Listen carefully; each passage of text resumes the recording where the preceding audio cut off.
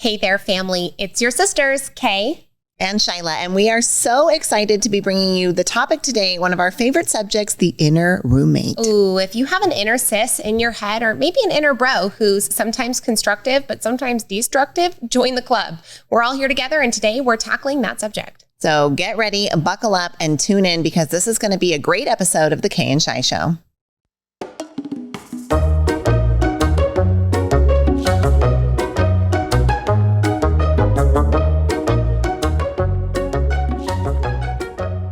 Hey family, welcome to this week's main topic of the Kay and Shi Show. Boy, do we have a good one for you. In today's longer form episode, we're going to be addressing, as you heard us say, one of our favorite topics. This is the singular most aha topic for Kay and I that helps shift our perspective more than anything else. Now we want to take you back. Let's do the rewind.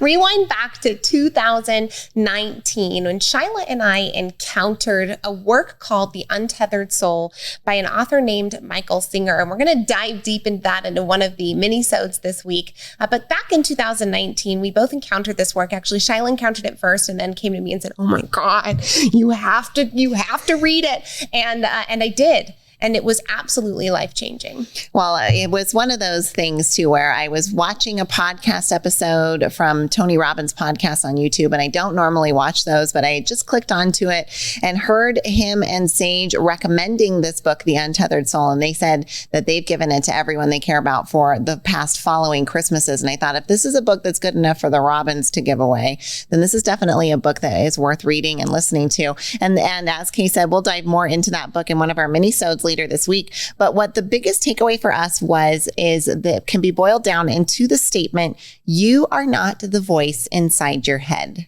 Now, many of us have the idea, or at least the knowledge, that it's important to have a positive mindset, that positive thinking can be good for your life. And I think a lot of us try to implement positive thinking, but then find ourselves in this space where maybe that inner narrative isn't so positive. And it happens automatically without you really even being intentional about it. And this idea that positive thinking is good for you, but sometimes you work against yourself in that way, I think is something that struck home with us because there's this separation between the intentional positive thinking thoughts that you have and that constant inner narration that, frankly, never shuts up. It's that separation from that narration that was so impactful for us. Let's just unpack that a little bit, understanding that there is a subject-object relationship between you and everything you interact with, right? If somebody holds up a picture in front of you and says, "Do you see this?" You say yes, right? Well, then they hold up another picture and they say, "Do you see this?" And you say yes. Now, who saw that? Was it the same person that saw both pictures? Obviously, the answer is yes here, which helps demonstrate to you that you are not what you look at, right? You are the person inside looking at it. Now, let's bring that a little bit closer to home. What about your body? Now, if you can look at your body, if you can experience it, then it is the object and not the subject. It is the experiencer and not the experience itself. And that means that if you can hear the voice in your head, then that is the object and you are the listener to that voice, which means you are the subject, the soul, the energy, the currency, whatever you want to call that. That awareness inside, that consciousness is what you are on the deepest level. And you're not that voice. So, Kay, bringing it back to what you just said, it's that inner narration, right? That's the job of your mind. To blah, blah, blah, blah, blah, blah, blah. It's narrating your entire life continuously. But for lots of us, we just completely get consumed in identifying our entire beings and selves with that voice. And this separation allows you to not always believe what the voice says. Well, that degree of separation was certainly helpful for us as we began to explore who exactly is that listener, right? The fact that you can even hear a thought in the first place, right? I hear thoughts, like who is I in that situation? And this might seem a little maybe esoteric, but hang with us here because you have a real biological function in your brain for that inner narration. Now, your inner narration comes as a result of your patterns of thinking up until this point.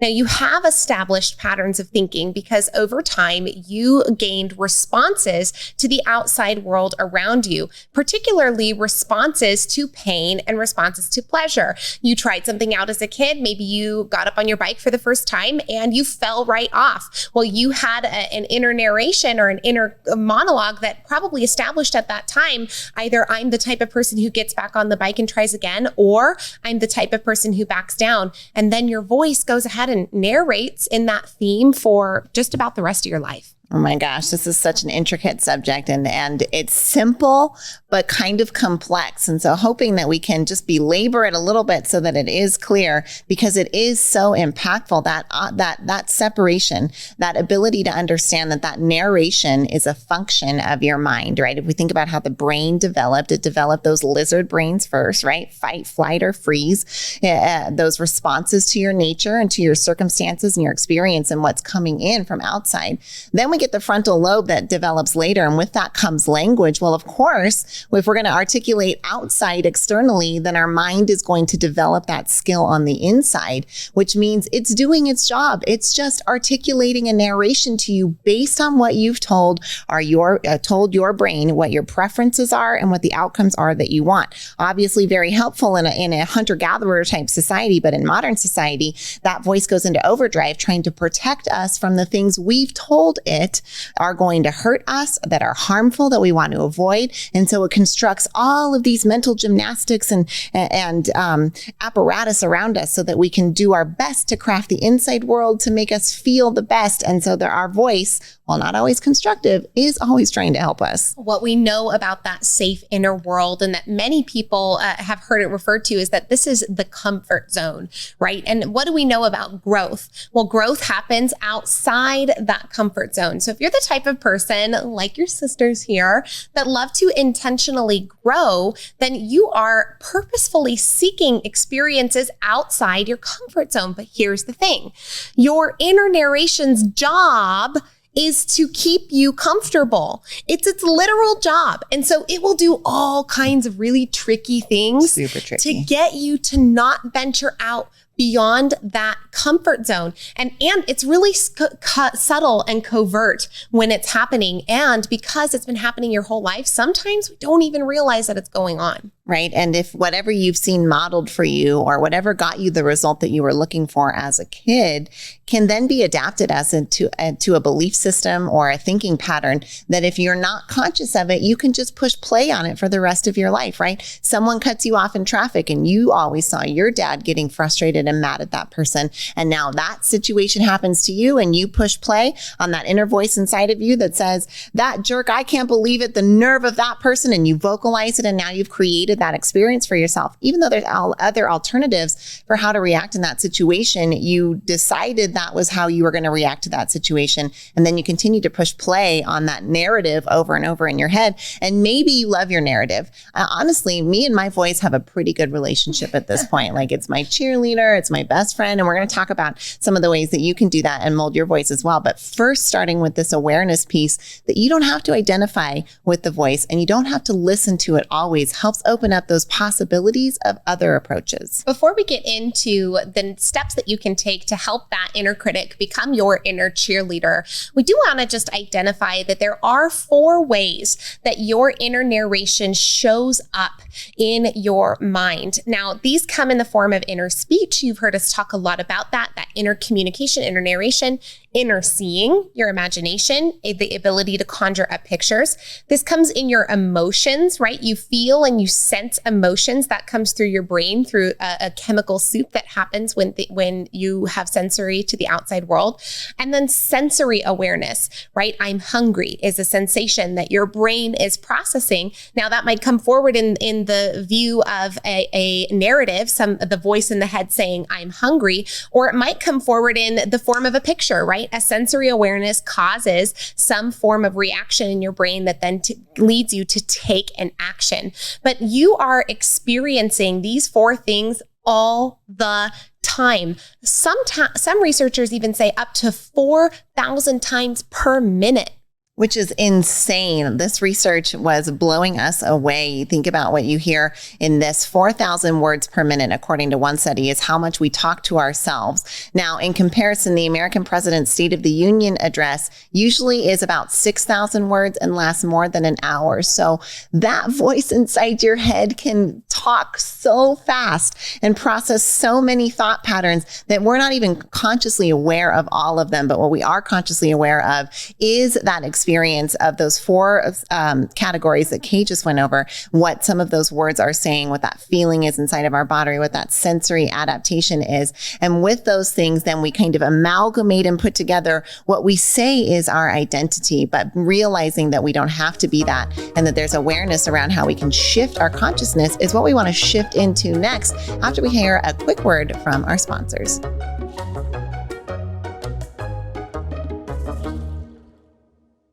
We've had some really cool access to some really cool people, and we want to share it with you. We have an amazing interview series of some of the interviews we've done with celebrities like Dr. Deborah Tillman, America's Super Nanny, Dr. Joseph McClendon III, famous neuropsychologist, former professor of UCLA. We've got Dr. Bruce Lipton, author of Beyond Belief, and we even have John Maxwell, the #1 leadership expert. Your sisters want to bring you into the room with our most exclusive access. So go to kayandshi.com. Right there on the homepage, you will see a button that says Get My Celebrity Interview Series, and we would love to share our access with you. KAYANDSHI.com. We'll see you over there. You're enjoying this episode on Angel Phoenix Productions Podcast Network. To explore a complete lineup of quality programs and media production services, head on over to angelphoenix.com or like our Facebook page at facebook.com/Angel Phoenix Productions. Do you want what you want sooner rather than later? Do you find yourself growing more effectively in environments where people are growing alongside you? Well, we have the conference for you. Do you love going to events as much as we do? Then you want to be in the room for the Further Faster conference happening October 29th and October 30th in Las Vegas, Nevada. Now, the Further Faster conference is headlined by our dear friend, mentor, and business partner, Joseph McClendon III. And trust us, you're going to want to be in the room. This is 2 days jam-packed of material that will help you grow personally and professionally. And if you're wondering how to make $1 million in 10 years, you have to be in the room to hear the strategy that Joseph is going to share. It is phenomenal. Go to neuroencoding.com/FFC to learn more about the Further Faster conference coming at the end of October. We hope to see you in Vegas. And now back to the show.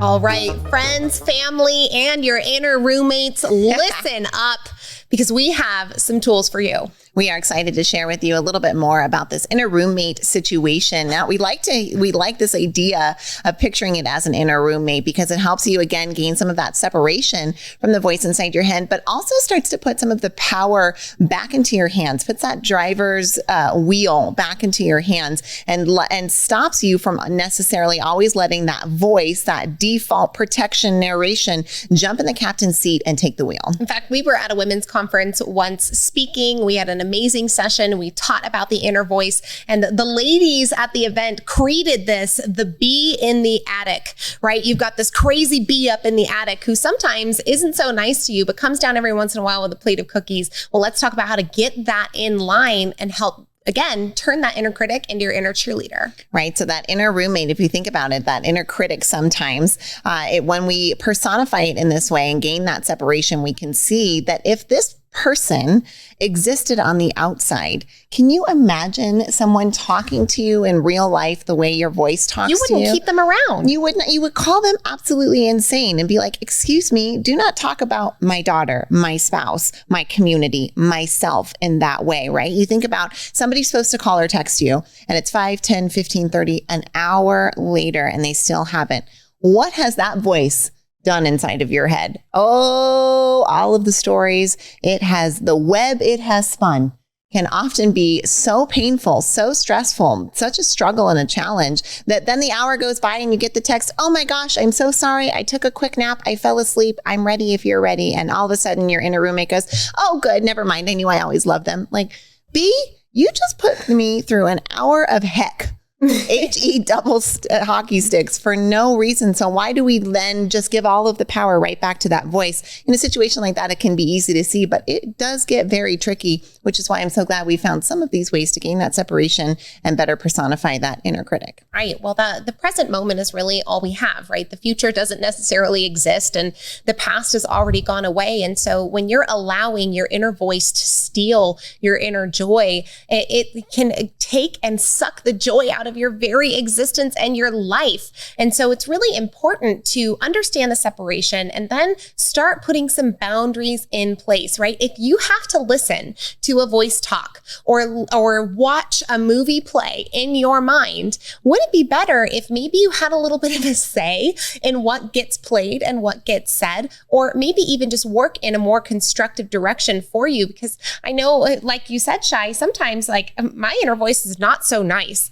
And I think a lot of us can feel that and resonate with that. But what we can tell you after working on this really hard over the last 3 or 4 years is that it does get better.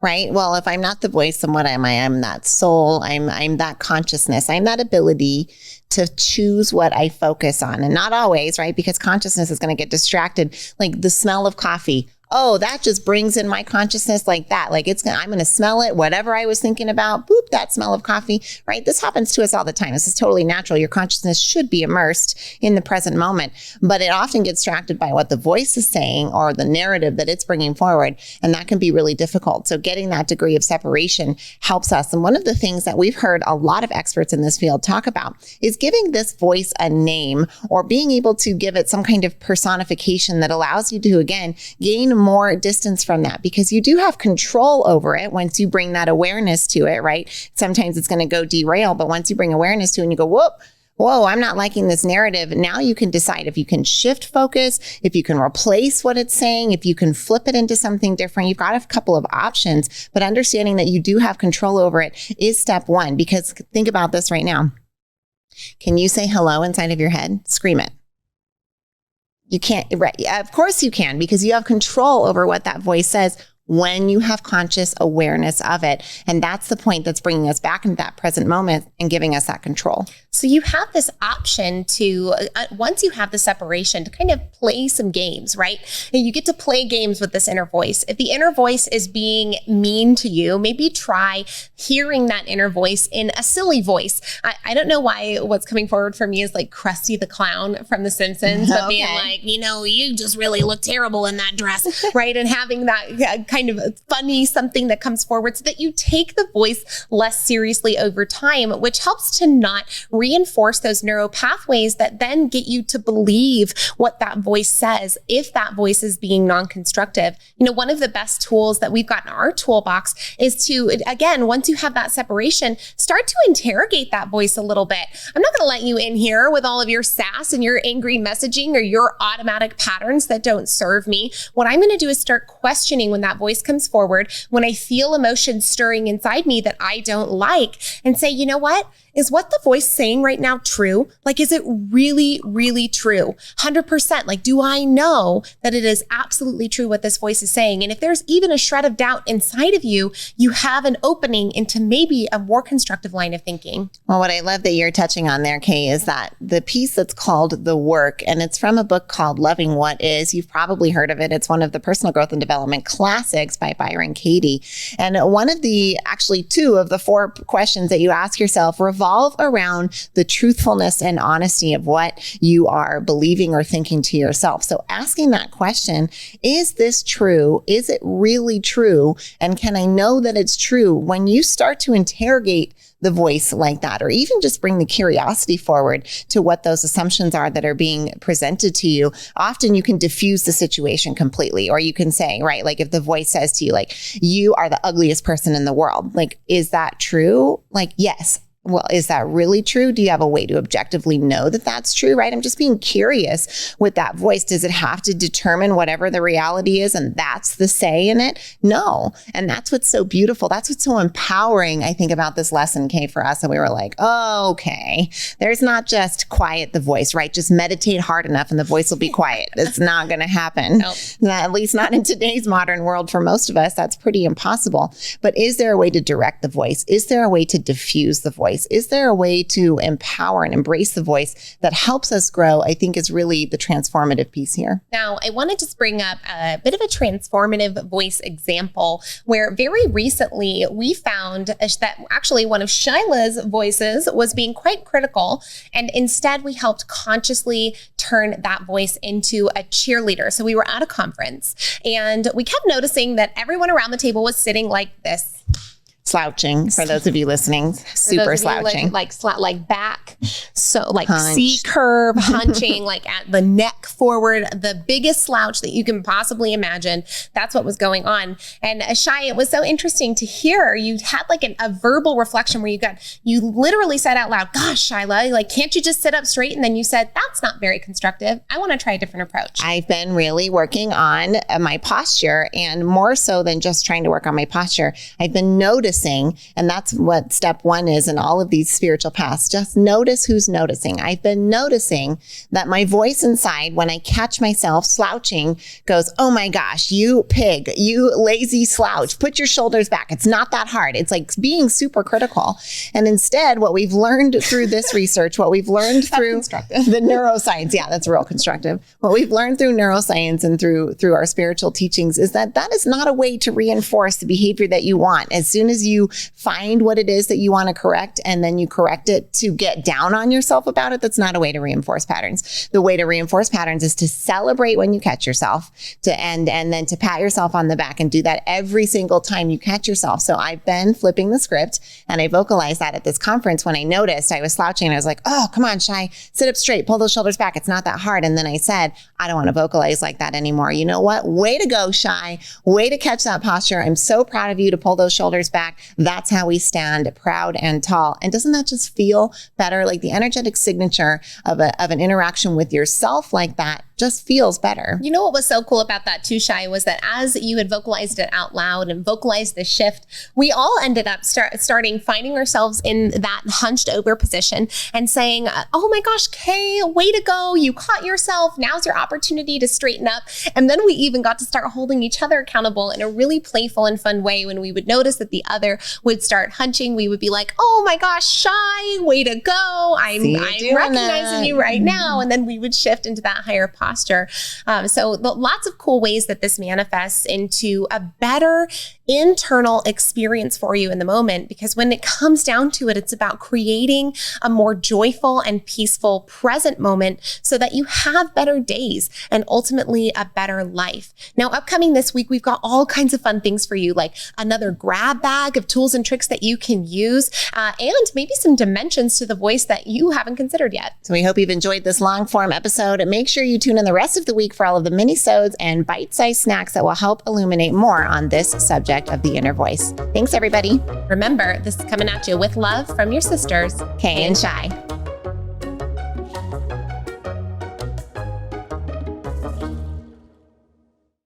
This podcast was a production of Angel Phoenix Productions. Explore more episodes of this show or other great shows on the Angel Phoenix Podcast Network by visiting angelphoenix.com. The views expressed in this show do not necessarily represent those of Angel Phoenix Productions or its advertisers, and may contain language that's unsuitable for younger listeners.